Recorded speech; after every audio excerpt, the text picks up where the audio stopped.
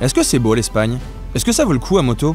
Je veux dire, c'est peut-être uniquement plate partout et tout sec? Pour vérifier ça, je suis parti jusqu'au fin fond des Asturies, au nord-ouest de l'Espagne, avec pour objectif de passer par le célèbre désert des Bardenas et de terminer sur des pistes aux Picos de Europa. Et je pense pouvoir vous donner quelques idées pour vos prochains road trip moto. Il y avait quand même une bonne dose de pépites là-bas. Allez, je vous raconte ce périple. Pour ce trip, je partirai avec Tony. On se donne rendez-vous de bon matin avec pour objectif de se rapprocher au plus de l'Espagne en une seule traite. Plus de 3000 bornes nous attendent. En route. On est en train de se taper un espèce de vent de zinzin, on est en pleine tempête. C'est que de la ligne droite. Vivement l'Espagne! Après pratiquement 400 km, les premiers massifs des Pyrénées se dressent devant nous. Nous ferons notre première nuit ici avant de rejoindre l'Espagne demain. Wouh! On a fini la journée. On va... Ah non, non, non, non, non, non, elle va pas dire que c'est complet, non. En espagnol... Ok. C'est là-bas qu'on les met? Allez, bah, c'est bon, on va faire ça. J'ai le téléphone aussi, ça, là-bas. Bon, fin de la première journée, approche des Pyrénées, 400 km pour venir se mettre au plus près des Pyrénées. On est juste à côté de Tarascon sur Ariège, donc en Ariège, bravo, vous restez pour la journée de demain. Et demain, c'est passage en Espagne. Donc on va prendre un tunnel vers Aragonés, je sais jamais comment ça se prononce, vers Saint-Lary-Soulan. On va retrouver des paysages des Pyrénées qu'on a déjà trouvés l'année dernière quand on a fait les Pyrénées. J'espère que la météo sera parmi nous, parce que pour le moment, à part de la tempête, on n'a pas eu grand chose. On va croiser les doigts.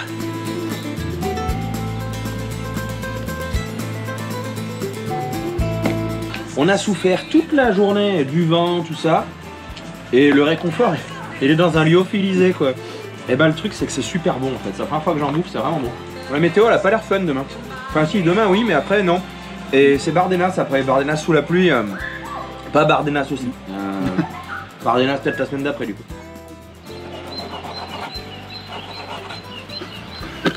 Bon bah il a bien gelé.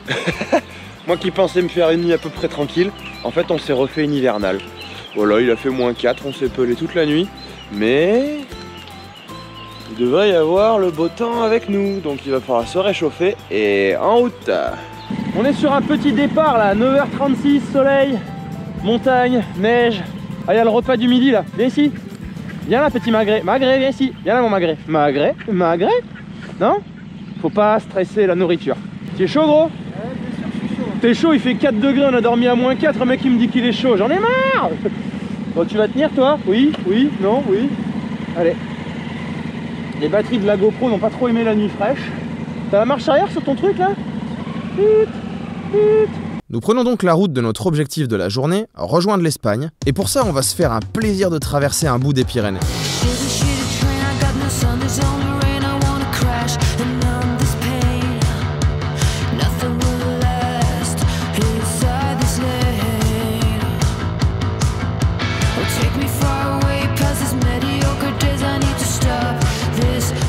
Nous sommes début avril, il y a encore pas mal de cols célèbres des Pyrénées qui sont fermés, ce qui imposera par moments de prendre des routes beaucoup moins sympas. Mais tout ça est très vite oublié quand nous nous retrouvons face à de telles toiles de maître.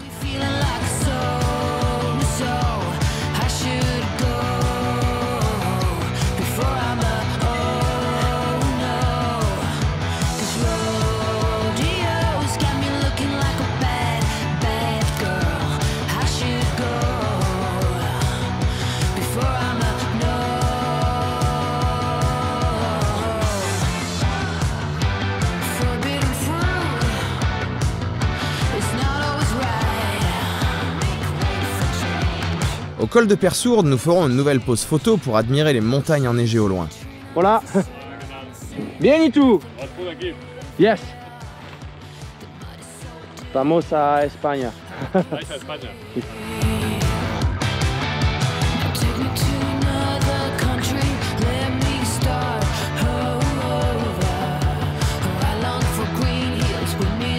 Prochaine étape, traverser le tunnel magique pour passer de la France à l'Espagne. Vamos a España. Juste après Ranhué, l'approche du tunnel qui se trouve à 1800 mètres d'altitude est juste splendide, surtout avec sa crête frontalière encore enneigée.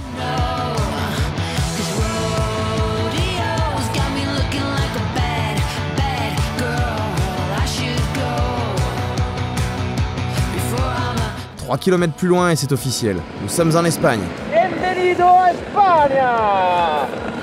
Vamos a manjar les tacos. Non, comer. Bravo le mec. Bravo, bravo. Ça commence bien. Nous redescendrons dans la vallée pour aller trouver un endroit pour poser la tente pour cette nuit. En mode recherche de spot de camping.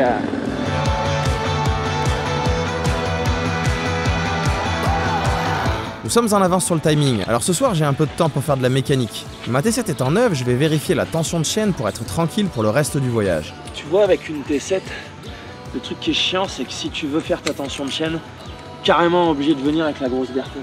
Enfin, je vais pas y passer la nuit non plus car on a rendez-vous avec l'apéro.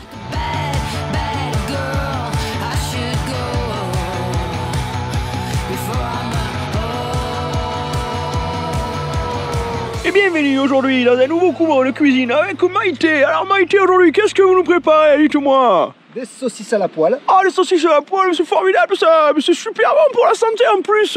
Nous qui avions des kilos en trop, être assis sur nos bécanes, eh ben c'est parfait ça, avec une bière. Et quant à moi, je suis en train de préparer un petit risotto gourmand et croquant. Vous m'en direz des nouvelles. Non, c'est pas vrai, hein. C'est juste du riz avec un sachet à con. Mais voilà quoi. Bivouac mec, bivouac. C'est bon ça. Bon, il fait nuit. Depuis tout à l'heure, il y a plein de gens qui passent promener parce que le village est juste là-bas. On voit qu'il y a les lumières.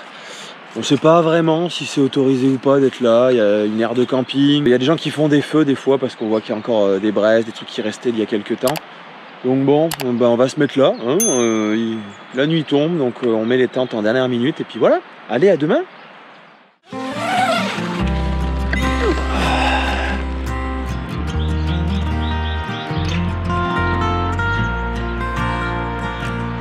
Ah bah je suis bien content parce qu'il est 7h30 du matin et on n'a pas eu le droit à une nouvelle hivernale à -4. Il a dû faire, je sais pas, 4, 5 degrés, là il fait 6. On fait le petit rituel du petit déjeuner qui va se constituer de pas grand chose, mais c'est pas grave. Après il faut tout remballer, un petit peu tout sécher et direction... aujourd'hui on se rapproche du désert des Bardenas. Ça c'est bon ça. Allez, on va pouvoir partir. Petit rituel du matin, mets le GPS, Haussmann, que je teste. Alors la trace, si je lui clique... attends, moi je veux la trace J3. Non, ça c'est J11. J3, voilà. Et tu fais naviguer. Ma position, tac tac tac. Et quand on fait option, on voit que suivre la trace J3. C'est super bien fait. Donc démarrer. Et c'est parti. Gentlemen, welcome on Tenerife Airlines. The weather is good today. We are going to reach the Bardenas Desert in approximately 215 kilometers. Please enjoy your flight and don't hesitate to contact the staff and the crew if you need some drinks. And un putain de ticket de tombola à 200 balles. Pardon, j'arrive. Nous sommes dans la région d'Aragon, avec pour objectif le célèbre désert des Bardenas. Dès notre départ, nous partons immédiatement sur une petite route de l'arrière-pays espagnol. De bon matin, on a l'impression d'être seul au monde sur cette ascension du col de Serrablo. Cette voie de communication était autrefois un axe principal, mais aujourd'hui, elle est délaissée et ça se ressent d'ailleurs sur son état. Remarquez, on s'en fiche un peu vu que nos trails sont faits pour être secoués.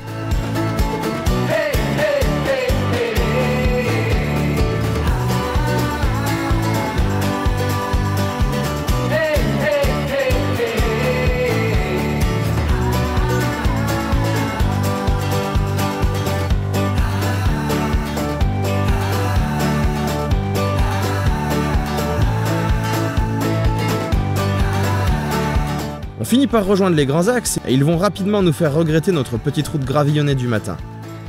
Vu que je n'ai aucune idée de ce à quoi va ressembler mon parcours prévisionnel, lorsqu'on tombe sur une station essence qui vend à manger, on saute sur l'occasion pour se prendre le pique-nique de midi. Allez hop, la bonne nourriture espagnole qui m'a permis de faire un petit entraînement de quelques mots d'espagnol. Je parle comme une vache espagnole, l'espagnol. Ouais, je sais, c'est super drôle, merci. Me chauffez pas, j'en fais d'autres sinon. Allez, on y va! Mon tracé nous fait heureusement quitter les grands axes à peine 1 km plus loin pour une route de traverse en direction de la prochaine pépite.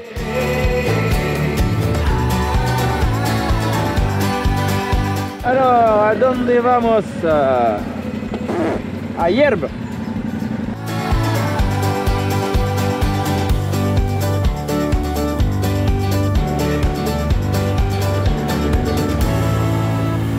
Et je dois dire que cette petite route dans ce décor plutôt dépaysant m'aura bien fait plaisir.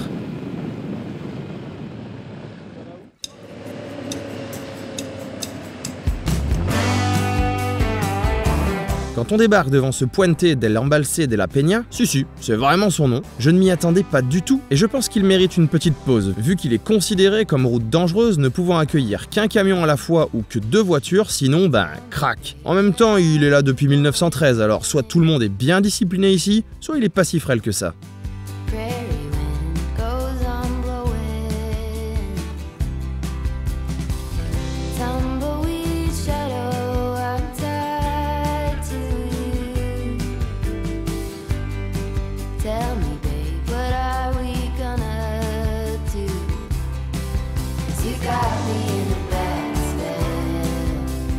Nous repartons et il ne reste que quelques kilomètres avant d'arriver face à ceux qui sont la raison de notre présence sur cette petite route aujourd'hui.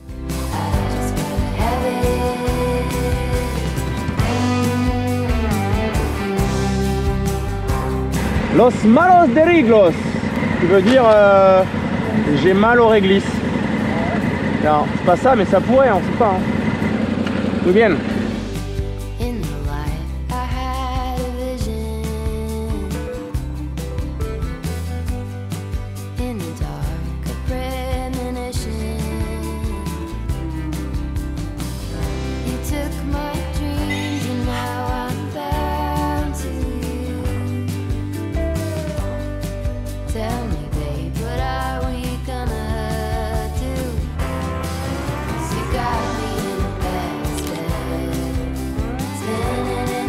Bon alors, qu'est-ce que nous avons à manger? Du pain? J'avais pas demandé de pain. D'accord, ok. Ensuite, elle nous a fermé ça là-dedans. Putain, c'est bien, elle est gentille. Dessus, c'est dessiné du poisson et du homard, et nous n'avons pas du tout du poisson et du homard. C'était prévu, hein. C'est des tartines et des trucs espagnols. Ça bien, muy bien. Ce sera l'occasion parfaite pour faire la pause repas du midi. Vous l'aurez compris, ces formations rocheuses impressionnantes sont à rajouter à votre to-do list sur la route des Bardenas.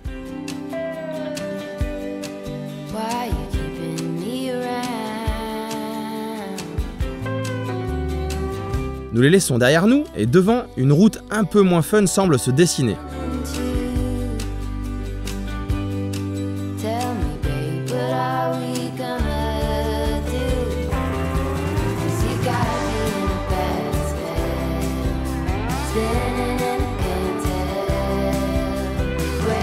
Quand des virages arrivent enfin, ils sont malheureusement recouverts de petites flaques de gravier pile sur la trage, et pendant qu'on slalome là-dessus, un vent d'une rare violence tente de nous balayer au point de rouler la moto penchée en ligne droite, alors en virage c'est quelque chose. Sur cette route qui n'est plus utilisée que par les agriculteurs, nous sommes en réserve et ça va durer 50 bornes. Quand nous atterrissons finalement sur des lignes droites, il nous faudra serrer les fesses un dernier coup à chaque rafale, et je vous passe l'épisode où Tony se prend une guêpe dans le casque. Et enfin, une station essence apparaît. Elle est là, elle est là, elle est là. 330 km gros. Moi j'étais bien en réserve. Allez, vamos a Maria. A casa de Maria. Vous voulez savoir qui est cette Maria? Eh bien c'est la personne chez qui il faut aller dormir quand on va dans les Bardenas. Je me demande même si sa réputation dans la communauté motarde n'est pas internationale d'ailleurs. Mais attention, là-bas, c'est elle qui commande. Je vous laisse découvrir ça à l'occasion de votre passage.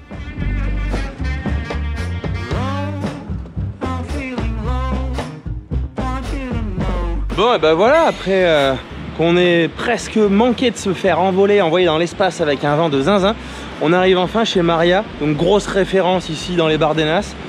Vous trouverez tout ça dans mon guide que je vais faire comme d'habitude pour tous mes voyages. Là on a déchargé les bécanes, il y a un vent de dingue, hein, mais demain il pleut, donc on devait faire les Bardenas, on va modifier le plan. Demain ce qu'on va faire, c'est qu'en fait on va plutôt aller plus loin, on va continuer, on va essayer de faire les Bardenas au retour, en fait on va inverser, en espérant qu'il n'y ait pas de pluie et au moins du soleil la prochaine fois, et pas de vent, parce que sinon pas de drone. Et là bah, on va essayer de s'approcher, en fait, d'aller voir les Bardenas, on a un peu de temps. On va essayer de passer une petite heure et demie, faire un aller-retour et voir si on peut obtenir quelque chose malgré ce vent de zozo en fait. Bon, je ne suis pas certain d'avoir besoin de les présenter, mais si vous ne l'avez pas encore fait, ce désert des Bardenas, vous avez certainement déjà dû en entendre parler ou l'avoir vu en vidéo. Mais il y a un truc qu'on ne vous a jamais dit, c'est que ce quasi-lieu de pèlerinage des motards, eh bien, il ne vaut pas le coup. Wow, j'imagine déjà votre tête, et j'en vois certains déjà debout sur leur canapé. Allez, on se calme et je m'explique. Comme vous allez le voir, le lieu est incroyable, atypique, comme téléporté ici par erreur. On va en prendre plein les yeux, mais ce qu'il faut savoir, c'est que le circuit complet, en prenant vraiment votre temps, va vous prendre disons entre 3 et 4 heures. Et moi je pense aux gars du nord de la France, qui posent juste quelques jours de congé et qui s'imaginent aller conquérir un lieu mythique, voire mystique vu sa renommée, qui s'enquille 2000 km aller-retour depuis Paris, voire 2005 depuis Lille, pour aller accomplir leur pèlerinage pour assister à la prophétie des Bardenas, qui va prendre 3 heures et il faudra déjà rentrer. Bon allez, stop à la provoque, ce que je veux dire par là, c'est que je vous recommande vivement de l'intégrer dans un road trip plus conséquent, comme une transpyrénéenne que je vous propose d'ailleurs sur ma chaîne et sur mon blog, ou bien dans un voyage au Picos d'Europa que nous sommes justement en train de faire. Alors ça tombe bien. Du coup, vu que ce n'est que le début de mon trip, je vais quand même profiter pleinement de cet endroit à couper le souffle, tout droit sorti d'un western américain. J'ai clairement l'impression d'avoir été téléporté d'un coup. Qu'est-ce qu'il fait avec sa voiture? On a dit que c'était un western là. Où sont les chariotes avec les chevaux? Non mais...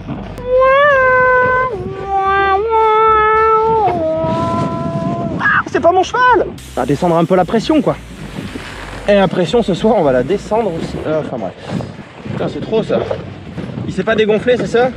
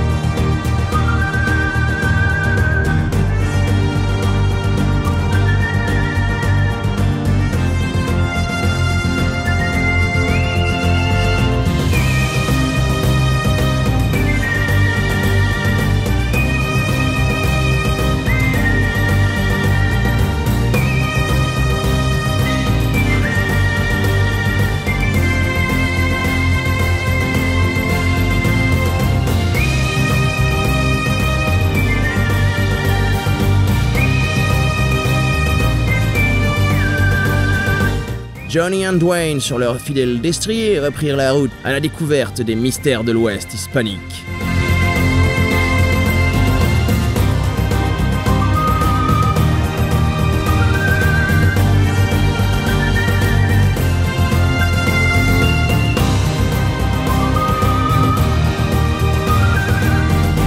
Après avoir fait bien joujou dans ce lieu surprenant, nous retournons chez Maria pour passer une bonne soirée. Bon, on a un souci, Maria nous a lancé un défi. Donc Maria c'est la personne chez qui on est dans son auberge actuellement, qui est très connue à côté des Bardenas, mais ça on en reparlera. Et en fait elle nous a lancé un défi, on ne parle pas très bien espagnol, mais elle nous a fait comprendre qu'il fallait tout bouffer. Et là, je crois qu'elle sait pas sur qui elle est tombée là. Donc ça c'est l'apéro. Ça aussi, pardon. Hop, consommer avec modération qui est... Modération, on l'a mis là, voilà. On a un petit problème en fait, c'est que bon là il est 21h33, donc il n'y avait pas beaucoup de monde ce soir hein, chez Maria. Donc là ils sont tous partis, elle nous a dit vous éteindrez bien la lumière. Et c'est quoi le problème Tony? Bah le problème c'est qu'elle nous a laissé une petite bouteille, voilà. Digestif. Ça c'est la petite liqueur du coin, spécialité locale de Navarre. Et en fait elle est partie. Et on n'est pas des gens recommandables. Je sais pas ce qu'on va faire en fait. Je sais pas. La nuit nous le dira. Ouais, la nuit portera conseil. On va laisser passer la nuit et on aura des conseils. Allez, buenas noches. Ce matin, j'ai beau chercher du réconfort dans le secouage du jus d'orange, ça ne changera pas notre humeur maussade. Nous voulions explorer et filmer à fond le désert des Bardenas et il flotte, ce qui ici n'arrive presque jamais. Il faudra donc se contenter des images d'hier après-midi. On se prépare donc lentement à partir sous la pluie pour se rapprocher de Burgos en prenant des petites routes. Bon, peut-être falloir y aller un moment. T'as pas bien envie, hein. On arrive les filles, hein. On arrive. Ouais, on arrive. Eh ben on n'est pas rapide ce matin. On a de la chance, la pluie s'est arrêtée, mais comme on n'était pas très motivé à partir sous la pluie, finalement on a bien fait. En repassant devant le panneau des Bardenas, j'avoue avoir eu un moment d'hésitation, mais d'après Maria, les prévisions sont vraiment mauvaises, autant essayer de les refaire au retour. Nous entamons une partie de l'Espagne qui n'est pas la plus fun à moto, avec parfois l'obligation de prendre un bout d'autoroute pour passer plus vite les zones sans intérêt. Mais bon, on ne peut pas encore se téléporter uniquement dans les zones exceptionnelles, alors on va faire avec. Tony est allé faire les courses pour midi et ce soir comme on a un bivouac. J'entends qu'elle est en train de lui parler en espagnol à fond les gamelles. Et je pense qu'il parle à peu près aussi bien espagnol que moi russe. Ouais, c'était un peu salaud sur le coup. Faut bien s'entraîner. Hein. Après la dernière portion de voie rapide, c'est ce panneau Ruta Motera qui m'a réveillé. Une route pour motard indiquée comme ça? Ouh, ça sent bon ça. Et effectivement, timidement, petit à petit, des reliefs font leur apparition avec de nouvelles couleurs bien vives. Mais surtout, des virages. Enfin des virages.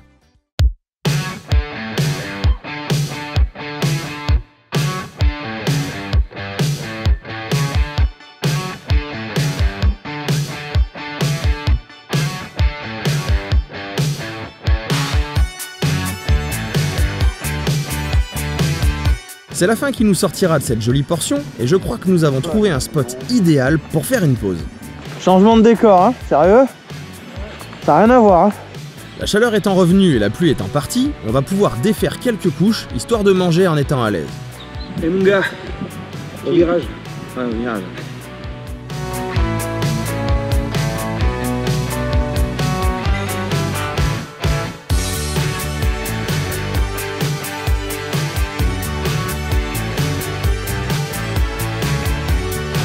Bon, bah voilà, petite pause au repas. Il nous reste environ 1h20, à peu près 100 km, dans un environnement qui va être bien viroleux, pour aller nous caler dans un refuge à 1200 mètres. On va se peler.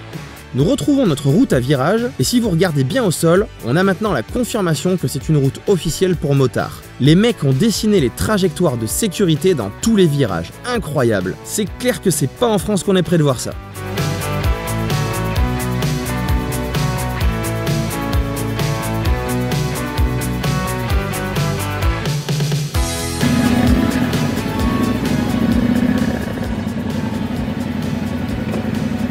Très très bon cette route là.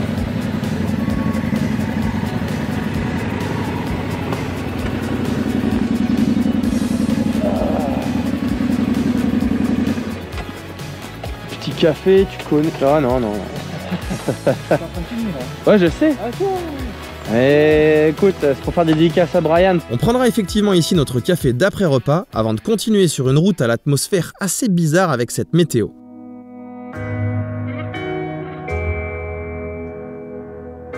Je pense en fait qu'on est venu 2 ou 3 semaines trop tôt, car la plupart des arbres n'ont pas encore leurs feuilles et les autres leur couleur de printemps. Nous passons le barrage de Mansilla et nous continuons de traverser cette zone qui n'est clairement pas touristique ni très habitée. C'est un tigre ou c'est quoi? Oh les patos qu'il a. Ah mais regarde ces biquettes là-haut. On va faire gaffe alors. Nous allons passer de la province de la Rioja à celle de Castille et Léon sans voir âme qui vive.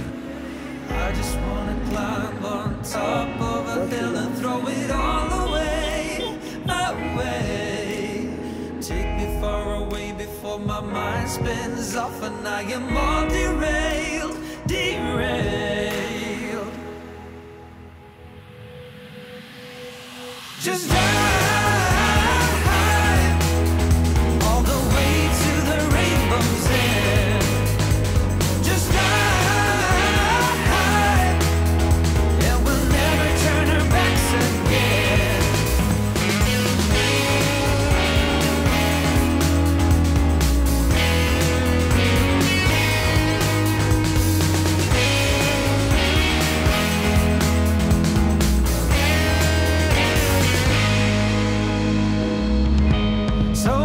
How we end up. The game is set to play. Every day remains the same now. Bon, je dois vous avouer que je commence à en avoir ma claque de ces paysages tristes de fin d'hiver avec tous ces arbres glauques et cette ambiance lugubre. Mais à l'inverse, imaginez le spectacle que ça va être dans quelques semaines. Bon, je compte sur vous pour m'envoyer les photos de votre passage. Juste après le barrage de Uskidza, nous approchons de notre spot de bivouac que j'avais repéré, sauf que... Bon là il y a gros dilemme. J'ai repéré un refuge où j'ai même vu des trucs en 3D en 360 là qui est là-bas derrière. Et bah il y a un portail avec marqué réserve régionale, donc bon, je le sens trop pas le truc, tu vois, il y a le cadenas à côté, il a pas l'air pourri.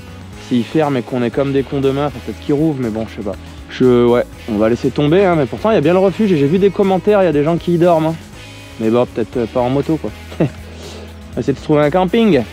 Comme quoi il y a des jours comme ça où ça ne veut pas. Et le mieux, c'est de l'accepter vu qu'il n'y a rien de grave. Cette situation foireuse va s'étendre jusqu'au camping qui n'est pas vraiment ouvert car en construction, mais il n'y a rien avant une 50aine de kilomètres. Et en fait les proprios sont super sympas et nous laissent nous installer en ouvrant même les sanitaires rien que pour nous. Du coup le plan refuge quelque part paumé, il tombe à l'eau parce que ça craignait trop. Franchement avec ce portail fermé je le sentais vraiment pas. On a réussi à trouver un camping, c'est pas sur notre route, on rembobinera demain, tant pis. 9 km c'est pas énorme, on est dans un coin sympa, le camping est tout neuf, ils viennent juste d'ouvrir la partie camping, donc c'est encore, en plus ils ont pris la flotte donc voilà. Mais ils ont été trop cool, ils nous ont tout ouvert pour nous, nettoyer les douches et compagnie, donc on va se poser et on va se reposer. Et demain, on continue un peu plus direction Picos de Europa. Et normalement, la météo devrait vraiment aller de mieux en mieux. On va croiser les doigts. On s'installera sur ce terrain encore un peu détrempé, vive la bâche Décathlon d'ailleurs, et on trouvera un peu de réconfort dans une bière locale avant de reprendre la flotte. On en parle de cette météo d'Espagne là. Nous, on voudrait bien ce qu'il y a là-bas là.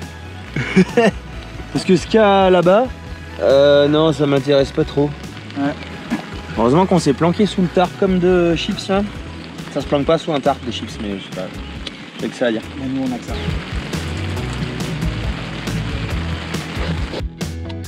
On s'enverra donc ce repas 4 étoiles de bivouac, mais tellement agréable après cette journée. Et on en profitera pour se remettre en tête le programme de demain, vu que je l'ai prévu il y a des mois en arrière, et il sera temps d'aller voir si on passera notre nuit en mode radeau de la Méduse ou non. Allez, bienvenue dans mon petit 15 mètres carrés en pleine ville. Enfin non, dans mon petit 1,5 mètre carré en pleine campagne avec les vaches à côté. Voilà à quoi ça ressemble l'arrière-coulisse du camping. Et là c'est mode pyjama parce qu'il va faire très froid. En essayant de pendre un peu les choses. Et puis bah ouais, voilà. C'est glam hein. Non mais c'est cool en vrai. Donc demain matin il y a intérêt qu'il y ait le soleil, comme ça on range tout ça. Et hop, vamos a los Picos de Europa.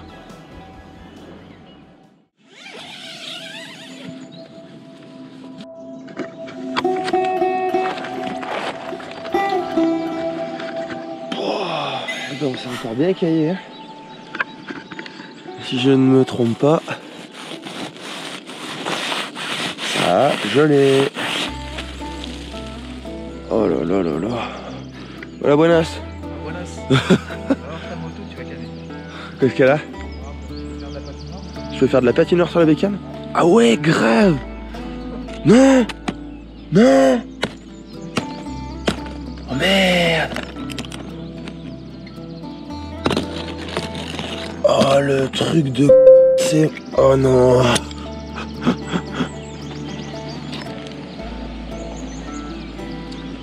Bon allez. Faut pas être trop maso non plus. Hein. Le bungalow là-bas, il est séché. On est les seuls dans tout le camping puisqu'il est neuf. Bon, il y a encore un truc qui a pété dedans. Là, il y a de la flotte, j'ai vu. Parce que je pense qu'ils sont pas très bons en plomberie, les gars. Tu vois, ça, c'est les problèmes de plomberie. Donc, on va aller prendre le petit déj à l'intérieur. Hein, parce que. Wow, transformé en grizzly des neiges, moi. En même temps, un grizzly des. Je sais pas. Je suis fatigué. C'est là la cuisine? Non, tant pis. On dirait pas comme ça, hein, mais on vit notre meilleure vie là. Mais si, vous allez voir avec les paysages qui arrivent, et surtout avec la destination de cette journée qui va être un véritable paradis. Enfin, avant, il va falloir le mériter. Nous prenons donc la direction de Burgos, qui est la plus grosse ville du coin. Nous n'aurons pas le temps de faire 30 km qu'une brume soudaine nous emprisonne, nous plongeant dans une atmosphère mystérieuse. À ce brouillard à couper au couteau, vient s'ajouter une petite bruine qui va achever notre visibilité définitivement. Heureusement que c'est tout droit finalement. Nous arrivons donc entiers en périphérie de Burgos, que nous contournerons au plus vite par la voie rapide. Circuler, il n'y a rien à voir ici. La meilleure solution dans un cas de temps pourri comme nous avions, ça reste quand même le tunnel magique. Surtout quand au bout du deuxième, tout allait beaucoup mieux. Bon, sauf que, on se retape maintenant une nouvelle portion toute droite. Vous voyez, c'est dans ces moments-là que je me dis que nous avons vraiment de la chance en France, car on trouve facilement des routes agréables à moto entre deux étapes. Comme on commence à en avoir marre, on se dit qu'une petite pause café serait la bienvenue. Oui mais voilà, tout, mais alors vraiment tout est fermé sur notre route. Quand soudain, à la sortie d'un patelin, le Graal apparaît. Nous allons même pouvoir laver les bécanes qui avaient bien pris la poussière entre les Bardenas et la pluie d'hier. et même nous faire servir par un ours, enfin un homme ours, impossible de lui sortir un sourire ou une réaction. Bref. Nous reprenons la route qui nous donne un bel espoir en nous proposant 3 ou 4 virages et puis niet. Ça repart en ligne droite, très droite.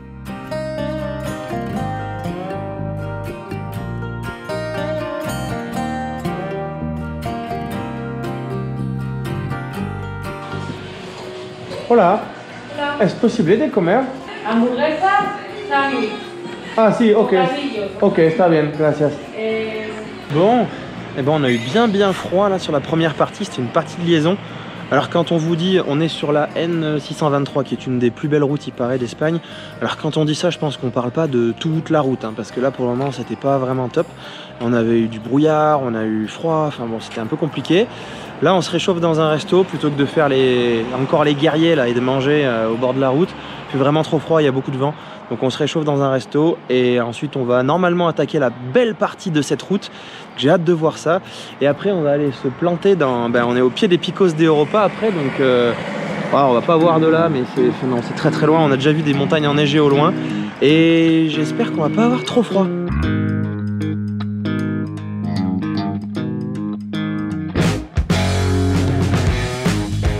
Nous reprenons la route en pleine forme pour contourner le barrage d'Ebro et filer droit sur le parc naturel de la montagne Palentina. Et là, je crois que le spectacle va enfin commencer.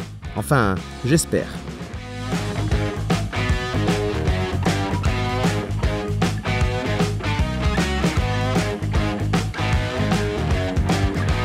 Effectivement, la route file droit sur les reliefs, ça tourne, ça grimpe un peu, ça met du temps à se chauffer, mais nous ne pouvons nier la différence flagrante de végétation et de paysage.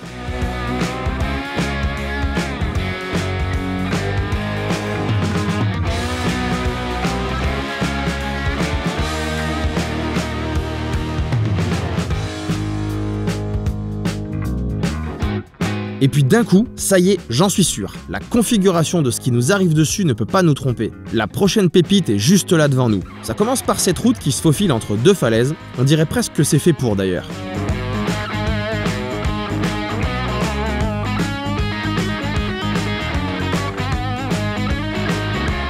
Un peu de neige ici, des piquets de route d'altitude par là. Dites, on ne serait pas en train de grimper un col, mais bien sûr que si. Et quand c'est une surprise, le plaisir est encore plus grand. Des copains! Oh la claque! Oh.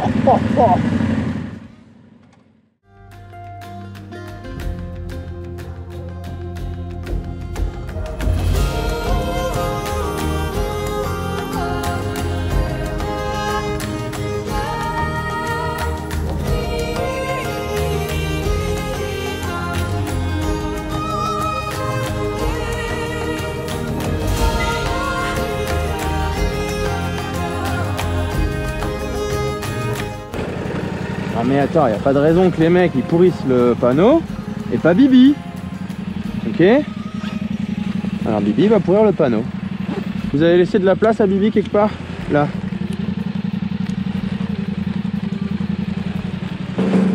Está bien.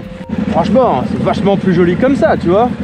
Allez, vamos a la cerveza por favor, con las patatas fritas.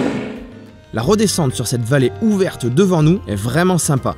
Elle aurait été encore mieux si les arbres avaient été recouverts de feuilles colorées, mais comme je vous l'ai dit, nous sommes là certainement 2 ou 3 semaines trop tôt. C'est pas grave, on reviendra.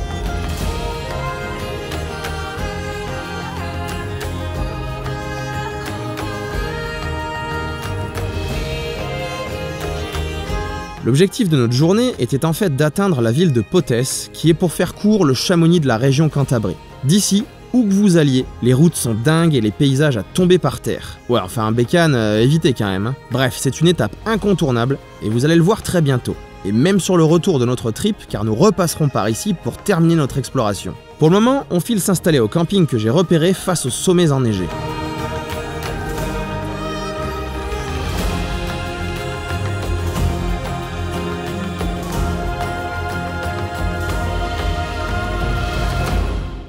Vu qu'on a du temps et qu'il ne pleut pas, on va tout de suite envoyer une machine. Le fait de nettoyer régulièrement nos vêtements permet de ne pas en emporter beaucoup et du coup de gagner de la place et éventuellement un peu de poids.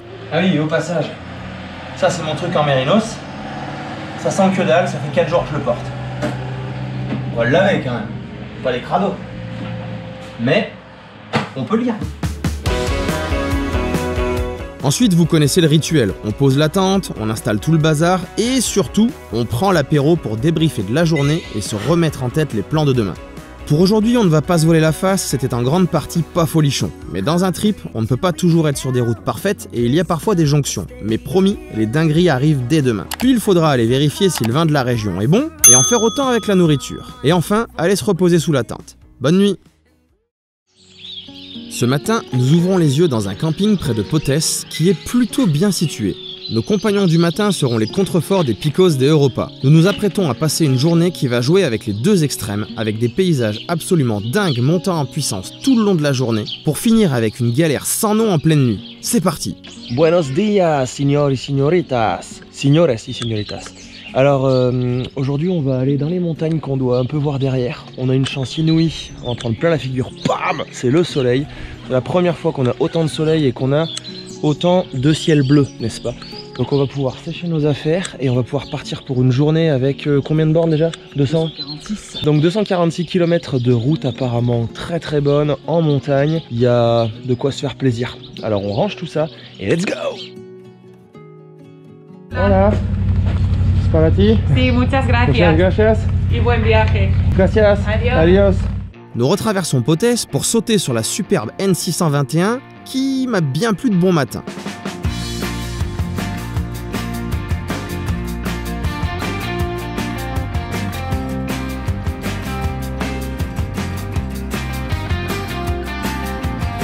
Je vois clairement que la route file droit sur les reliefs et vous savez ce que ça veut dire? Pour passer à travers? Non, il va pas falloir prendre de l'élan. Il va juste falloir profiter sur un tracé qui s'annonce dingue.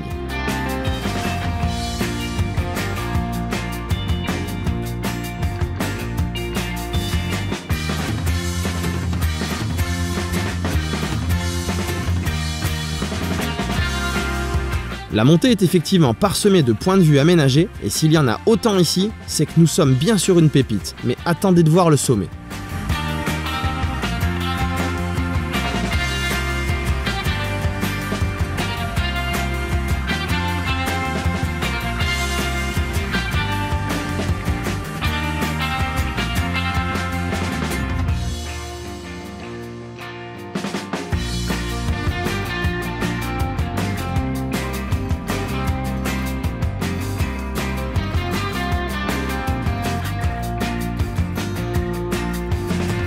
Quand nous débarquons au col de San Glorio, qui marque la frontière entre les régions Cantabrie et Castille et Léon, à 1600 mètres, nous avons compris que le bal des dingueries était ouvert.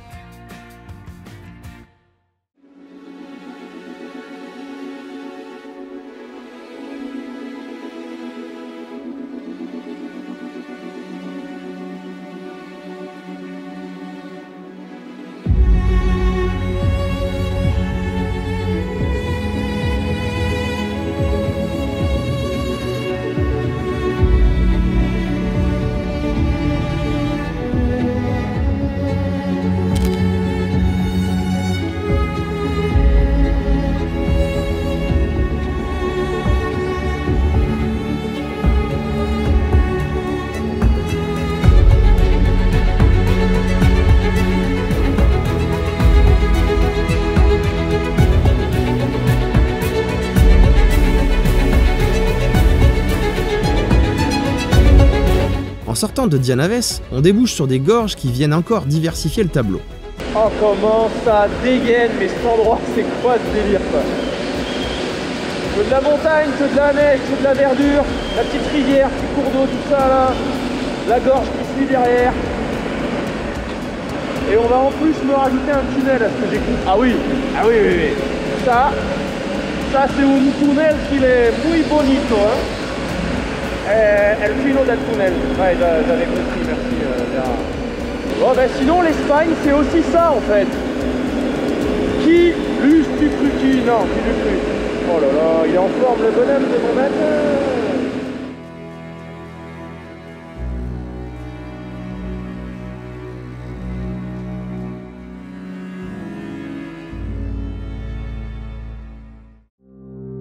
Nous arrivons sur le lac du barrage de Riano et nous constatons avec plaisir que nous restons sur la même qualité de paysage. Décidément, depuis la première heure de ce matin, nous sommes gâtés. Et il faut croire que pour aujourd'hui, ça sera sans fin. Nous sommes dans la plus belle partie de la province Castille et Léon et ça se sent clairement.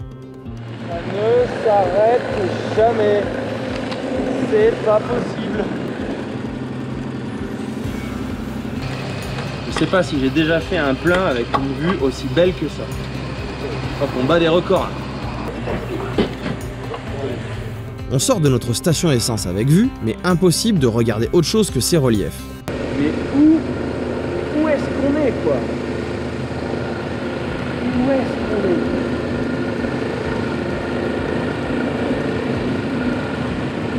Presque tu descendre. Ah ouais, grave, attends, faut descendre là. Hypnotisé par ces décors, je décide de faire demi-tour pour en profiter encore un peu de plus près.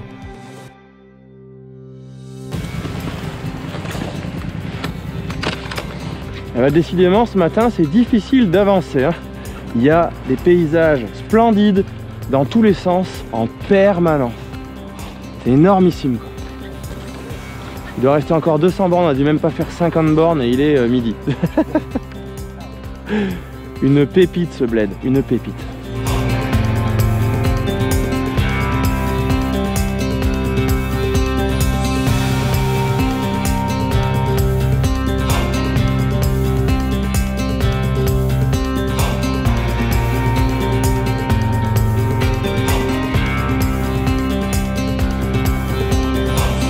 Peu après le barrage de Riano, nous quittons la route principale et heureusement pour nos rétines, les paysages vont se calmer un peu. Bon, même si on aura de quoi s'occuper avec des curiosités comme ces nids de cigognes perchés tout là-haut. L'heure tourne et la faim se fait sentir, mais pour trouver un truc ouvert alors qu'il est un peu tard, et que nous sommes dans l'arrière-pays, ça va prendre plusieurs tentatives. On trouvera finalement un petit resto familial dans un village et nous filerons ensuite chercher un supermarché pour faire des courses pour ce soir. Bon, le plan de ce soir, normalement, ce serait de faire un petit bout de chemin dans une montagne pour aller se caler dans un bivouac. Du coup, on sera en solitaire. Donc, on a fait des courses chez Dua Lipa, là. Dua Lipa. Lupa. Le gars, il me dit, t'as la carte Lupa? No tengo. Il nous reste 113 km. Nous sommes à 1000 mètres d'altitude et je pense qu'on va monter ce cahier. On ne traînera pas trop dans cette zone qui semble très industrielle avec sa centrale thermique et ses bâtiments en briques. On récupérera une petite route de traverse en sortie de la ville pour foncer droit sur la prochaine pépite de la journée. Elle commencera d'ailleurs à se voir de très loin. Mais de là, il était difficile de soupçonner un lieu aussi particulier. Voici les quartiers de la Lune, si pour de vrai, avec son impressionnant barriage de los Barrios de Luna.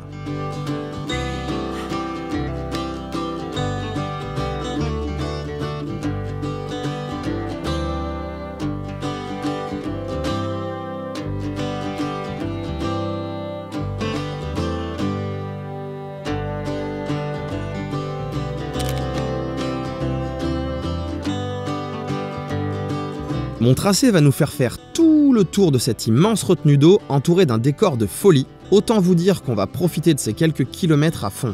Et le plus marrant dans tout ça, c'est que quand je repère mon tracé sur Google Maps en préparant mes voyages, je n'ai absolument aucune idée de ce que je vais trouver sur place. Et de découvrir ce genre de lieu une fois là-bas, ça a un air de très bonne surprise.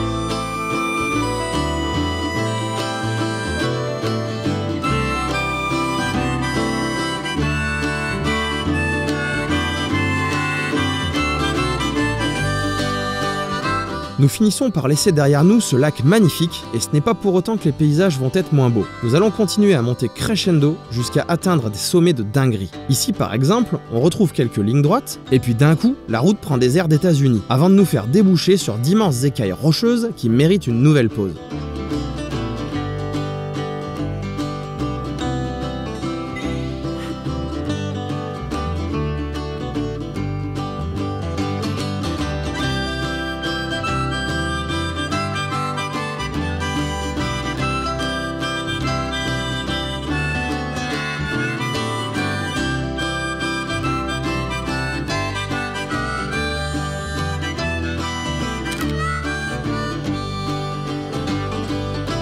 Juste après ce passage, nous virons à droite, droit sur la province des Asturies et le parc national de Somiedo. Et là, nous n'étions pas prêts à en prendre autant plein les yeux. J'avais repéré un ou deux cols avec un peu de off-road, mais jamais je n'aurais imaginé qu'on se trouverait dans ces paysages de rêve en fin de journée. Pour le moment, nous traversons ce qui ressemble à un petit plateau de campagne, tout de même à 1200 mètres d'altitude, au pied de sommets qui eux sont à plus de 2300 mètres. Là-haut, ça va à Puerto de Ventana, la porte de la fenêtre, un truc comme ça, je sais pas, non, ou le port de la fenêtre, le col de la fenêtre, ça. Ouais, non, nous là, on va attaquer plein de petites étoiles, là, ça va être bon. Hein. Nous avons donc fait le choix de cette mini-route plutôt que de la voie principale, car j'avais mis quelques points GPS sur mon tracé. C'est l'aventure en fait, et à travers ces montagnes, ça me semble être une bonne idée.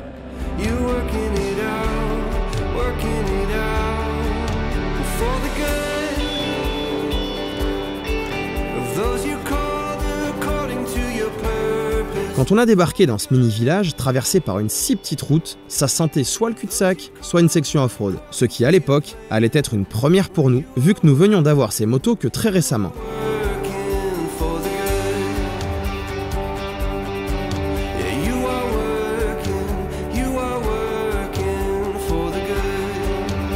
Que je vous remette notre ressenti dans le contexte. Nous sommes en fin de journée, je n'ai aucune idée de la durée de la piste, ni de son issue, ni de sa difficulté, qui pour le moment semble simple, je dois l'avouer. Nous sommes tentés d'aller voir ce qui se passe au bout, mais avec la petite appréhension du débutant. C'est magnifique. L'appel de ces décors paradisiaques est trop fort, on grimpe.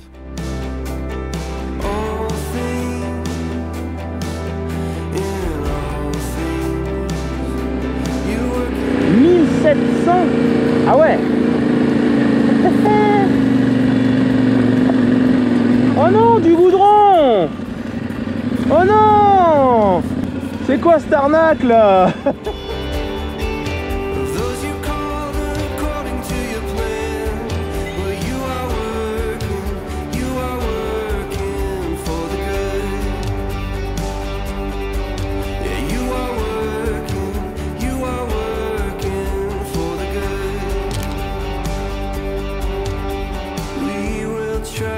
Mais cette section était splendide à la montée off-road. Petite déception un peu à la Ichibout quand j'ai vu du goudron, j'ai fait comme elle. Oh non, du goudron! Bah elle fait pas comme ça et moi non plus, mais elle avait compris le truc quoi. Et là on va avoir des vues de folie. Attends, on va photoshopper ça. Ça marche pas. Bon tant pis, on va attendre un peu. Non mais c'est à couper le souffle quoi. Mais qui pouvait imaginer une seconde qu'il y avait ça en Espagne? Les gars, laissez tomber la Costa Brava, Salto, Alpha, Beta, Gamma, laissez tomber. Venez là quoi. Mais c'est un cran encore presque au-dessus, je dirais, que le Tyrol et les Dolomites, j'en sais rien. En fait, cette journée, elle s'arrête pas. Je sais pas si j'arrive à vous la faire ressentir à l'image. Entre tout ce qu'on a eu depuis le début là avec Tony, on a eu, mais c'était super camping, super début de matinée, puis c'était de plus en plus gros, des lacs, des machins, des montagnes, et là, mais qu'est-ce que c'est que ça quoi? Mais qu'est-ce que c'est que ça? On est dans, je sais pas, mythe du Seigneur des Anneaux, de la Nouvelle-Zélande. Non mais check-moi ça. Mais c'est pas vrai. Qui a construit ça? Bravo gars, je te mets 12 000 pouces en l'air. Tony me dit à l'écouteur, le prochain espagnol que je vois dans les Alpes français, j'ai dit rentre chez toi, c'est mieux. Oh c'est abusé, les Alpes c'est trop beau. Non mais en fait c'est qu'on est trop euphorique quoi. Aujourd'hui ça a été fiesta banana quoi.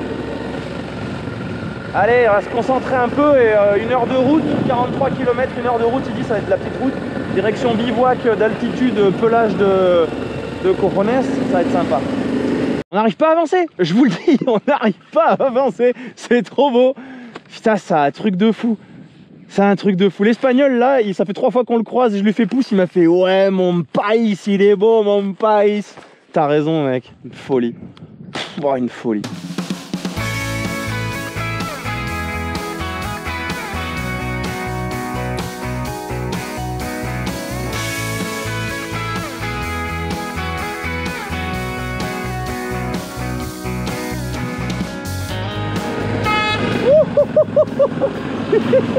Il m'a fait peur ce con.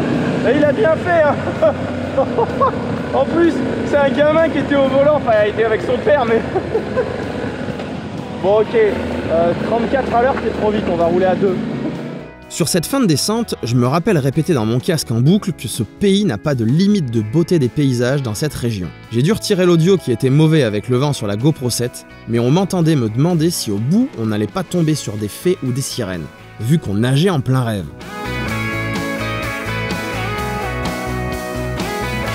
Allez tout droit. Stop. Le mec il s'emballe, y'a un moule.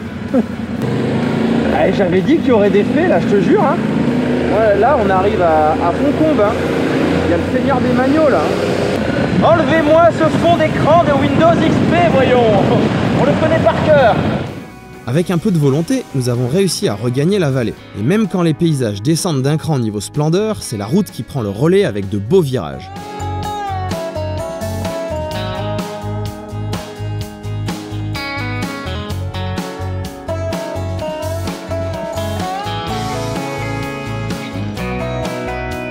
Nous sommes ici au point le plus à l'ouest de notre road trip et nous prenons la direction de la petite ville de San Martín où les ennuis vont commencer. Ah bah oui, ça ne peut pas toujours être tout rose et il y en a bien un ou deux qui vont nous redescendre sur terre dans quelques heures.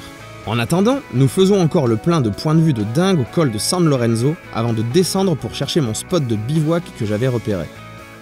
Allez mon petit, on va à droite. Oui maman. À droite on a dit.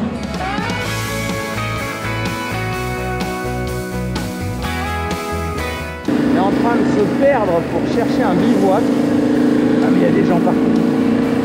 On va se perdre mesdames. Donc ici, enfin pas loin, c'est mon plan B. Et après plus loin, il y a mon plan A, là-haut. Ah non. Ah non.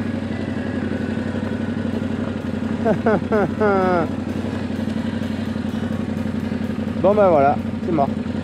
Bon en même temps, si on peut pas aller là-haut au lac, si on n'a pas envie de braver les interdictions, c'est peut-être pas mal là. C'est vrai qu'après une bonne journée de moto, l'apéro c'est important mais les bières sont un peu chaudes. Je me suis fabriqué un frigo. Ça devrait le faire non? Bon petit frigo là. Moi je voulais aller là-bas à la base, il y a un lac. Je voulais aller bivouaquer au bord du lac mais bon, il y a le petit panneau qui fait pas plaisir là-bas. Là. Mais comme je suis pas joueur, bah, on va rester là. Et quand vous allez voir comment va finir la nuit, ah, je crois que j'aurais dû être rebelle. Mais pour le moment, on ne sait pas encore ce qui nous attend. Alors, c'est apéro avec vue. Bon, bah, quand t'es trop occupé à faire des connaissances en espagnol ou en anglais avec les voisins, tu te retrouves à monter ta tente en bivouac à l'arrache. Et du coup, bah voilà. Vas-y, lumière, hop. On avait absolument rien qui était prêt. Bon, demain matin par contre il y aura une vue de zinzin sur les montagnes. Mais pour le moment il faut qu'on se fasse à manger. Voilà, à l'arrache, on a l'impression d'être en hivernal en fait, hein, comme à Vasseur, on est un peu à l'arrache. Mais c'est ça qui est bon. Alors ils ont pris tous les numéros. Bon, on doit voir que dalle. Il est 1h30 du matin, les flics viennent de passer. Voilà. Ils ont effectivement fait le tour, y a pas le droit, en Espagne on campe pas, etc. Donc là il faut virer toutes les affaires à 1h30 du matin et aller trouver un hôtel, c'est la merde. Et ben voilà, 1h49 du matin, viré par les flics. Maintenant, va te trouver un hôtel au milieu de nulle part. C'est la merde. Je suis dégoûté, puis 11 degrés. On allait passer une nuit au chaud, quoi. Bon, bah on va voir ce que ça éclaire une T7 la nuit. Oh putain, 2h du mat. Je suis pas bien. Donc là, ce qu'il faut savoir, c'est que nous sommes entourés de vannes et de camping-cars qui, eux, ont le droit de dormir ici. Mais une tente bien rangée, c'est non. On avait pourtant nos poubelles et des containers qui étaient à 10 mètres de nous. Mais non, la guiche espagnole ne veut rien savoir et ils ne viennent pas nous sortir à 21h ou 22h, mais bien à 1h30 du matin, en pleine semaine sainte espagnole, et ils le savent bien. Ils savent donc qu'ils viennent de foutre 2 motards à la rue, et ça, cette mentalité me rend fou. Surtout quand tu n'allais laisser aucune trace, que tu ne causes aucun tort à ton environnement et que tu étais entouré d'énormes camping-cars. Pour la forme, on a fait le tour des hôtels de la ville, avec les yeux qui brûlent de fatigue et les jambes qui tiennent à peine, comme après une nuit de 2 heures, quoi. Ouais, le numéro de téléphone. Bon, bah... c'est plein, partout. Évidemment, on est en semaine sainte. Donc, toute l'Espagne est en vacances. 2h24 du matin. Je ne sais pas où aller. On est au milieu de nulle part, hein, pour préciser. On peut pas faire 50 bornes de plus, il n'y a rien. Mais rien à la ronde, et nulle part. Bon, alors en discutant avec les gens qui sont complètement ivres dans le bar, on a peut-être un plan, parce que il n'y a pas d'hôtel ici. Donc le monsieur devant nous, qui a un peu beaucoup bu, nous emmène peut-être dans un parking où on peut mettre les fourgonnettes et tout, mais on pourrait mettre la tente. Bon, le problème c'est qu'on a déjà perdu avec la police une fois.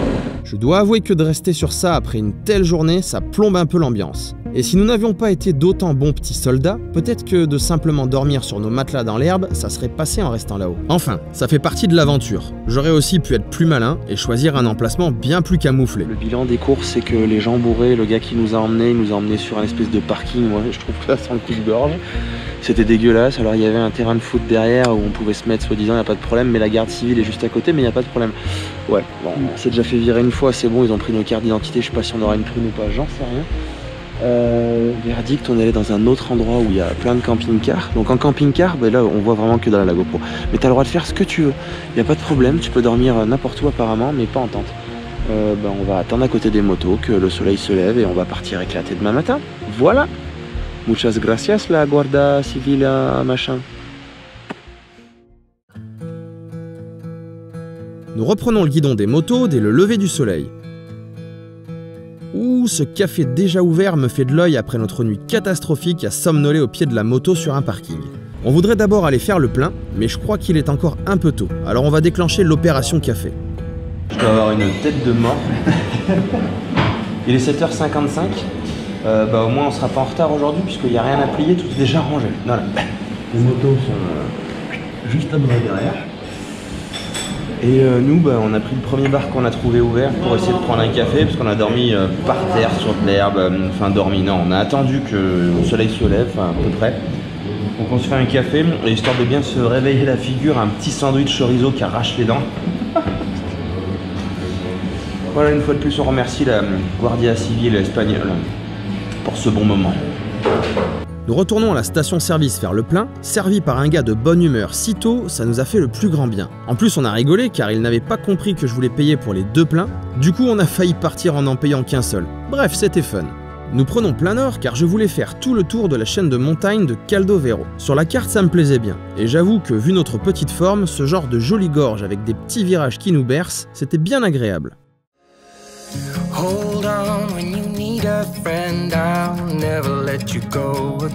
Le plan de ce matin est d'aller voir 2 cols impressionnants des Asturies. J'espère que nous y trouverons le soleil, car là, nous sommes sur un petit 5 degrés, ce qui veut dire qu'on se pèle.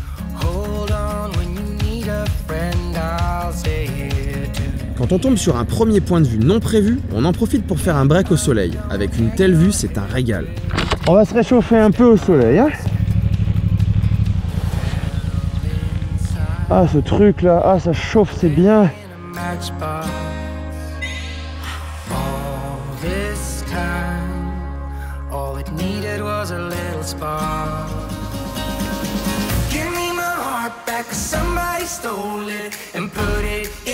En passant sur l'autre versant, nous avons eu le droit à une superbe mer de nuages qui ne va plus nous quitter et avec laquelle nous allons jouer pendant les 2 prochaines heures. Vous allez comprendre. En commençant à grimper le mont Gamoniteru par sa mini-route, je ne vais pas mettre longtemps à comprendre que j'avais bien fait de vouloir venir ici, même si c'est un cul-de-sac. Comme dirait Gandalf, il faut toujours se fier à son flair. Accrochez-vous, nous sommes sur une pépite de première catégorie.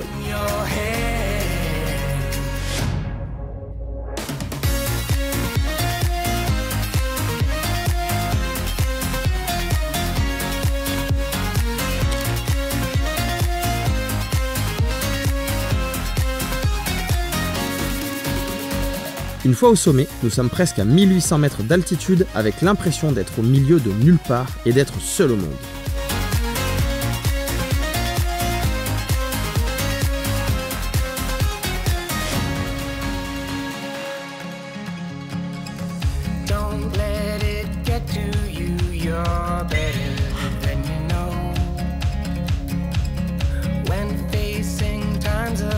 stand up and you grow.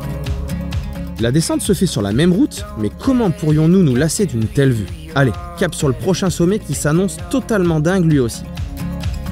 My heart was dead and broken, but now it's Pour le rejoindre, j'avais prévu un raccourci par une route de traverse plutôt que la route principale, et je crois que c'était une bonne idée. now I'm living in a matchbox.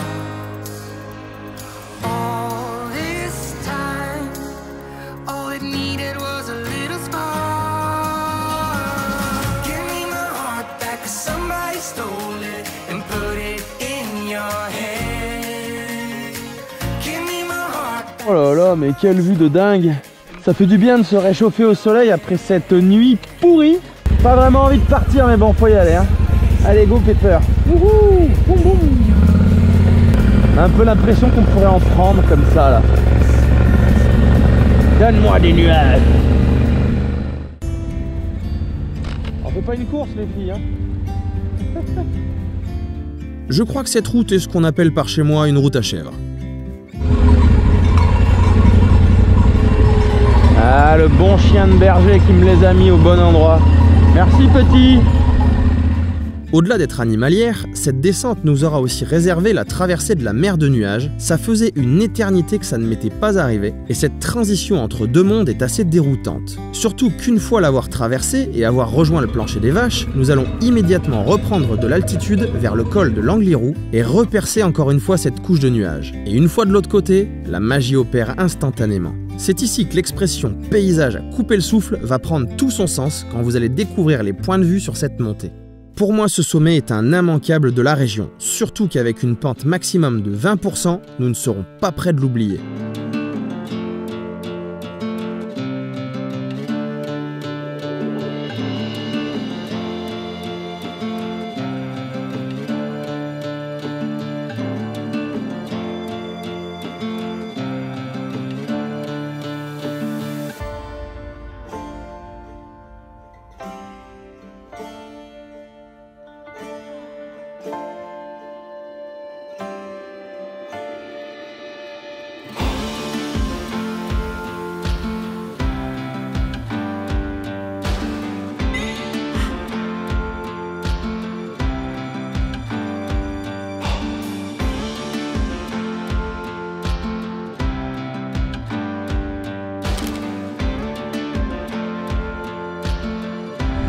Allez, on va devoir retourner dans nos nuages. Hein. Faut bien se charger de ces vues là. Parce que c'est pas prêt de se dégager tout de suite. Et on va manger de la purée de poire.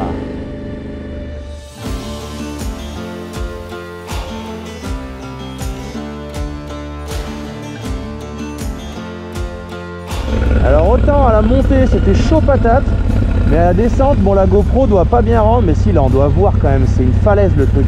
On est obligé de descendre en première, sinon on n'aura plus de frein en bas, c'est sûr. En seconde ça s'emballe.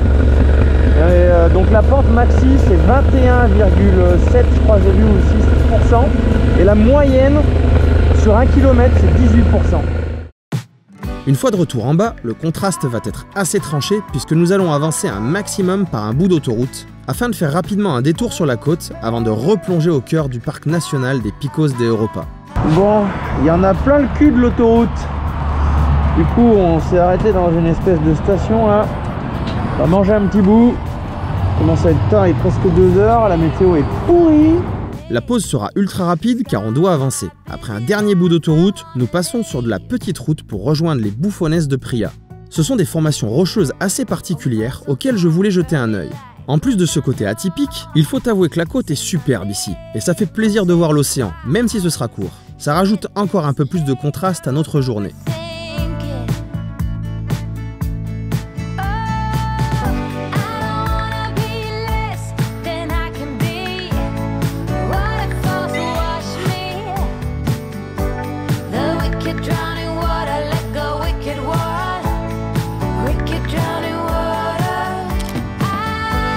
Ce petit détour aura pris pas mal de temps, nous reprenons donc rapidement la route en direction de ceux qui sont la raison même de tout ce road trip en Espagne. C'est assez impressionnant de passer de l'océan à la montagne en quelques minutes. Les sommets du parc national de Los Picos de Europa ne sont qu'à une quinzaine de kilomètres à vol d'oiseau de l'océan.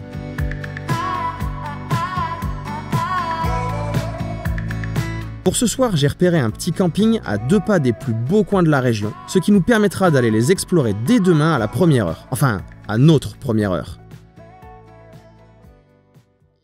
Voilà, nous sommes prêts pour aller faire la petite section off-road. Il ne restera plus qu'à régler les suspensions et la pression des pneus. On a laissé tomber les affaires. Ça va être bien plus léger comme ça. Allez, vamos.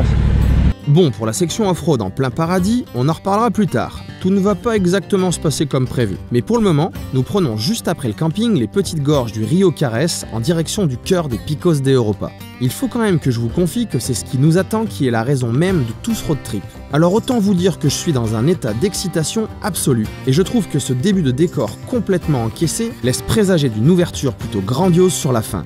On arrive au départ des randonnées, et comme c'est la Semaine Sainte espagnole, il y a pas mal de monde. Mais dès qu'on quitte les gorges, je me demande bien comment la route va nous sortir de là. Et c'est ça que j'aime tant avec les routes de montagne, les cols ou les gorges, on se faufile, on grimpe, on prend des épingles, et puis au final, on débouche de l'autre côté dans un nouveau monde à explorer.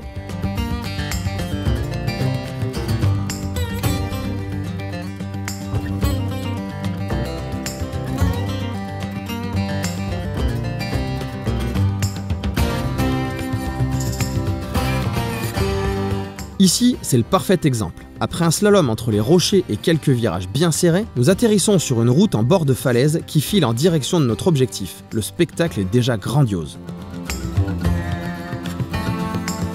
Et vous allez voir que cet objectif, il va falloir lutter toute la journée pour l'atteindre. Ça commence avec un barrage de vaches, mais ça termine avec un barrage humain. Non! Non! Non! Non! Non! Non! ¡Oh no! ¿Sabes por qué es cerrado? Sí, tenemos... ¿No es posible pasar con la moto? No, por el tema del aparcamiento. Bon, c'est le drame. Le chemin est fermé au trafic et cette piste, c'était juste l'idée de tout le voyage en fait. C'était l'objectif quoi, c'est une piste hyper connue, super sympa, d'ailleurs c'est le TET qui passe là. Donc aujourd'hui c'est la Semaine Sainte, donc ne partez pas en Espagne pendant la Semaine Sainte, tout est complet, tout est blindé. Et en fait c'est parce qu'il y a plein de randonneurs, évidemment ils veulent pas qu'on foute les roues au milieu de tout ça. Donc ça c'est la mauvaise nouvelle. La bonne nouvelle c'est que ça va rouvrir à 4 heures. Parce que normalement il n'y aura plus personne parce qu'il faut vachement de temps pour faire quand même la balade. Donc ce qu'on va faire c'est qu'on va meubler jusqu'à 4 heures, on va même aller chercher la piste de l'autre côté et on reviendra là. Et puis s'il faut demain, on aura les bagages, mais on la refera comme prévu, enfin j'en sais rien, on va broder quoi, on va s'adapter. Nous décidons donc de continuer à monter et de suivre la route jusqu'au bout, vu que c'est un cul-de-sac. Dans tous les cas, les paysages ne pourront pas nous décevoir ici.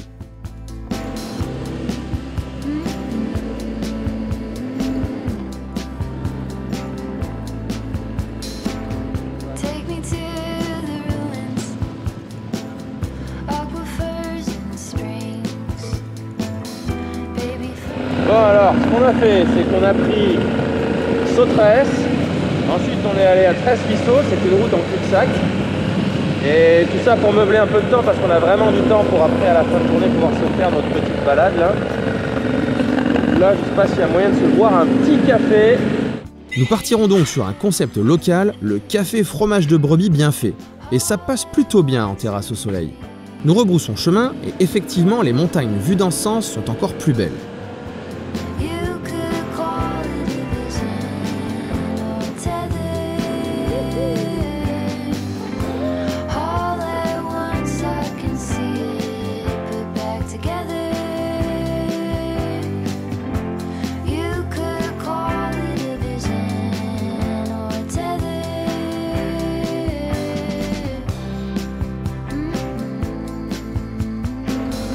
Après être repassé devant l'entrée de la piste tant attendue, il nous faut rembobiner toute la route jusqu'au camping, sans oublier de lever la tête car ces montagnes sont magnifiques. Nous allons donc tester la boucle que nous venons d'improviser en dernière minute. Une fois en bas, nous retrouvons rapidement la N621, célèbre en Espagne pour les paysages qu'elle offre, et vous allez en découvrir une partie. Ici, nous suivons le défilé de la Hermida, qui sont des gorges hyper touristiques à 2 pas de Potes. Si vous vous souvenez, tout à l'heure je vous disais que c'était le Chamonix des Picos de Europa. Tout autour de nous, sur des kilomètres à la ronde, le moindre recoin est une pépite à explorer. Pour le moment, notre plan est de rejoindre notre piste à l'opposé total d'où nous étions tout à l'heure et de faire la pause repas en attendant qu'on nous laisse passer dès que la piste réouvrira. Du coup, nous errons doucement sur ce début de chemin pour ne pas s'attirer les foudres des randonneurs, mais sans trop savoir où est vraiment l'entrée, pour nous arrêter avec les rangers et attendre l'ouverture.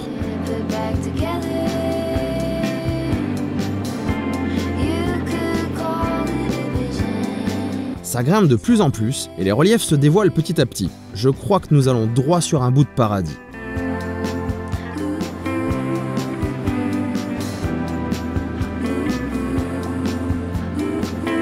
Quand nous arrivons à ce portail, qui ressemble franchement à l'entrée de la piste, je ne comprends toujours pas où sont les rangers, mais la fin s'est déjà bien installée, alors nous allons faire la pause ici.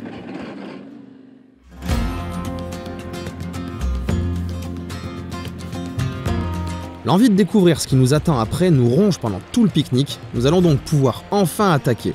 1,8. Ça ira bien pour l'avant. Allez, cailloux. La seule chose que je sais, c'est qu'il y a environ 15 km de off-road. Pour ce qui est de la difficulté, eh bien nous allons bientôt le savoir. Soyez les bienvenus en plein cœur des Picos de Europa.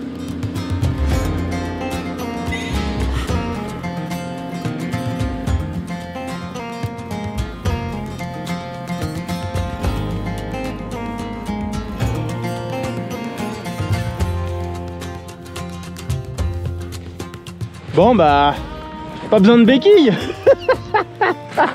Bon, maintenant qu'il est content qu'il a fait sa bêtise, comment il la sort? Allez, cool. Tut, tut.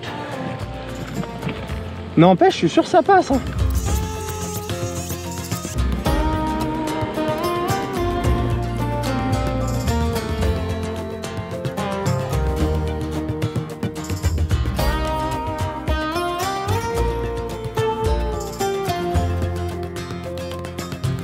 Cette sensation de traverser l'immensité des montagnes en étant seul et sans être sur une route est juste dingue.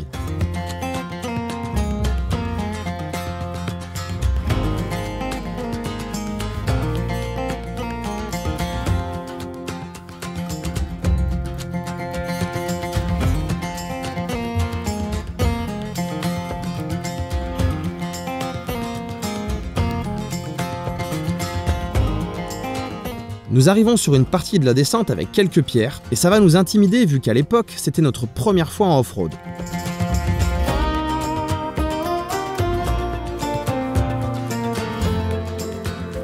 En venant de derrière ces montagnes, nous débouchons sur le célèbre hameau des Maisons de Berger. C'est un peu le point de repère célèbre dans cette section de piste.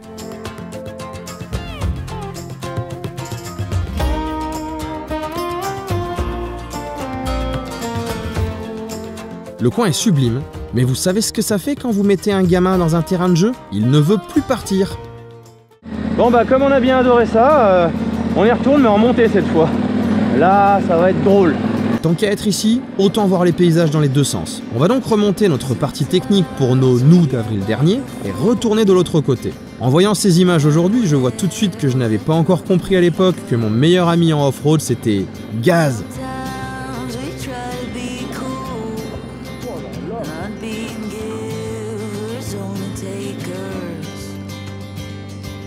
Bonjour, ce serait pour une bière s'il vous plaît. Salade tomate oignon. Ah non, ça c'est le kebab. Disculpé.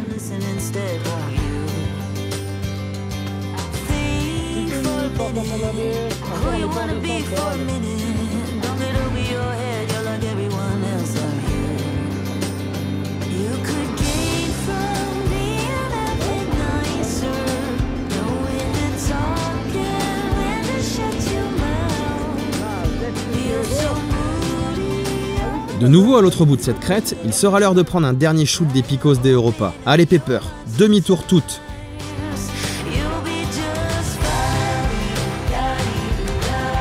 Je crois que la partie la plus célèbre de cette piste, c'est bien cette crête emprisonnée entre les reliefs. En tout cas, c'est celle que je n'ai toujours pas oubliée. Et c'est également ce bout de chemin entre les montagnes qui a déclenché tout ce périple dans le nord-ouest de l'Espagne. Comme quoi des fois, l'idée d'un road trip, ça part de pas grand-chose.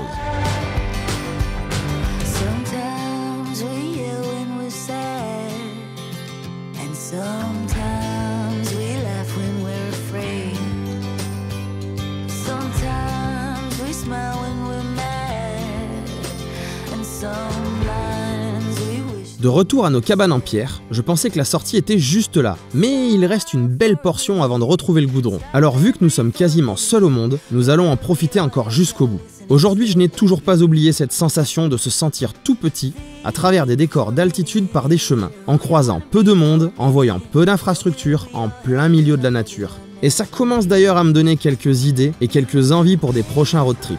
Et je retrouverai ce ressenti 5 mois plus tard dans la Transalp avec Axury Trail, dont la série est toujours disponible sur ma chaîne. Nous arriverons rapidement dans l'épingle de ce matin, où j'ai bien cru que le but ultime du voyage tombait à l'eau. Vous avez déjà vu 2 fois la route qui rejoint le camping, alors je vous épargne la 3e. Après une soirée à se remémorer notre belle journée et une bonne nuit, il faudra se résoudre à prendre définitivement le chemin du retour. Après avoir rechargé les motos, un dernier coup d'œil sur ces montagnes qui nous ont tant régalé hier, et nous prenons plein ouest. Nous voilà donc lancés sur le chemin du retour à la maison, et nous allons devoir traverser un bon bout de l'Espagne d'ouest en est.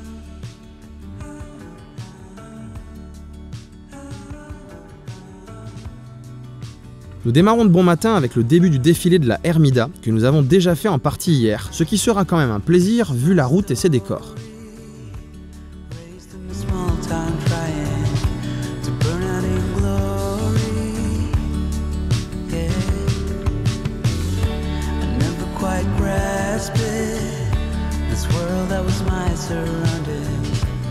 Dans la Ermida, nous bifurquons sur une petite route pour sauter par-dessus les reliefs. Vu d'en bas, il était d'ailleurs difficile de s'imaginer qu'un tel passage existait ici.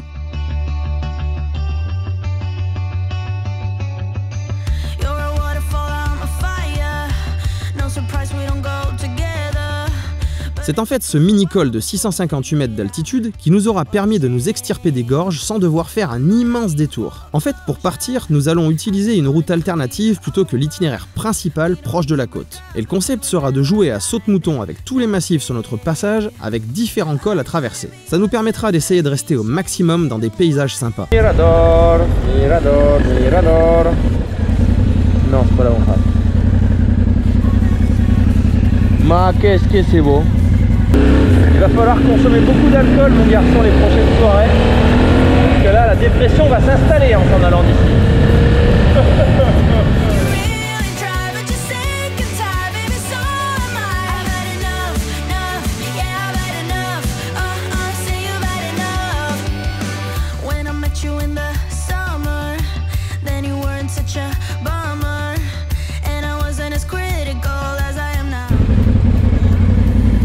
Difficile de leur dire au revoir, hein. Vous m'avez bien plu les mecs, vous allez me manquer. Comme toutes les bonnes choses ont une fin, nous finissons par rejoindre la plaine et la prochaine étape sera de rejoindre la plage. Cap sur l'océan.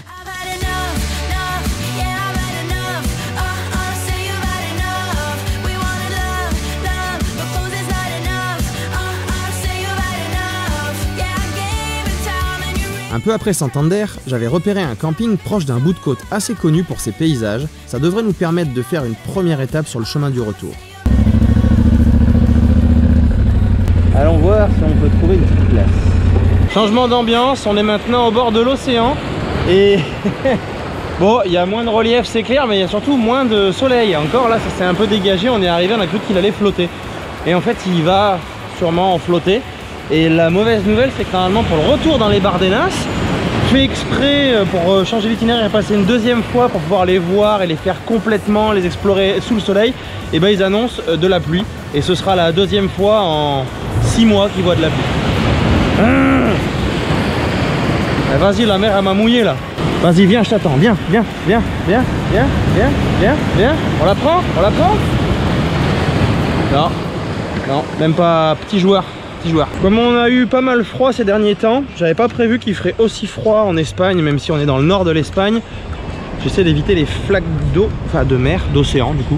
On s'est pris un bungalow, on a fait les petits joueurs, mais pour se réchauffer, histoire de, avant la pluie peut-être, de recharger les batteries. Et là je crois qu'il est l'heure d'aller boire une petite bière dans l'espèce de bar de plage. Ça va pas faire de mal. On s'en va de notre petit camping bungalow. Le soleil n'est toujours pas là et la pluie est censée nous rejoindre ce soir. On va essayer de voir si aujourd'hui on peut encore attraper quelques endroits sympas. Pour nous rapprocher de la frontière, j'avais prévu un itinéraire dans l'arrière-pays du Pays Basque espagnol. Car pour le moment, ça me semblait bien plus agréable que l'autoroute. Effectivement, ça commence avec le col d'Alissas qui, même sous ce temps gris, nous a offert de beaux points de vue.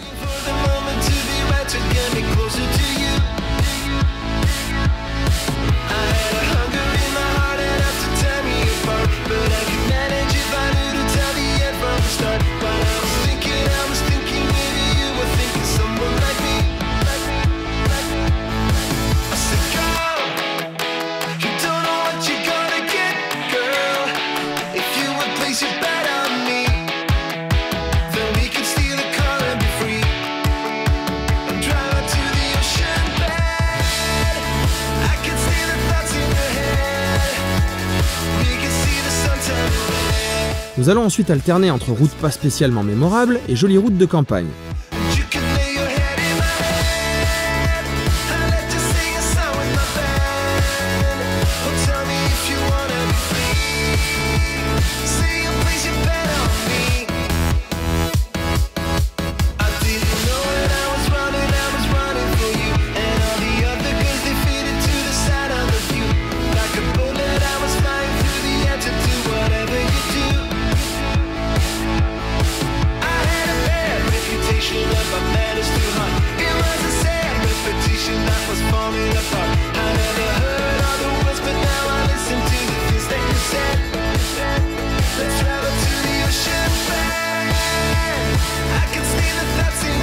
Allez, dernière pause dans le Pays Basque espagnol et je pense que maintenant on va tracer directement jusqu'en France. Nous ne pourrons nous empêcher après 10 jours de trip d'avoir une baisse de morale vu que le soufflet retombe et que nous savons très bien qu'une météo catastrophique est annoncée sur toute l'Europe pour plusieurs jours. Ce qui veut dire que nous ne pourrons pas refaire les Bardenas et que nous ne pourrons pas nous faire plaisir à traverser la France en allant de parc national en parc régional puis de petite route en petite route comme on les aime. C'est pour ça que nous décidons de prendre l'autoroute pour rejoindre la frontière du côté de Hendaye. Heureusement d'ailleurs que sur cette portion, elle a quelques virages et qu'elle traverse une nature verdoyante. Ça va nous éviter de nous endormir tout de suite et de nous évanouir d'ennui. On a fait que 80 bornes d'autoroute. C'est bon, il en reste 570. 560 possiblement. Ça veut rien dire possiblement, j'aime pas ce mot. On vient d'avoir un bout d'idée à la con là, avec Tony. C'est que en fait, vu qu'on rentre prématurément du trip parce que y a de la pluie qui est annoncée, on peut pas faire les Bardenas, on peut pas flotte dans les Pyrénées, en France, partout pendant un moment.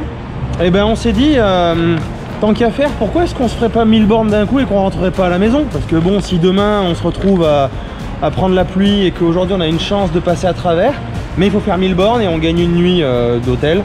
Ben voilà, donc là on est parti pour s'enquiller 727 bornes d'autoroute, on en a déjà fait un petit peu, on est encore en Espagne et on va tracer direct. Enfin bon, ça c'est le plan, ça va faire arriver très tard. Bon courage.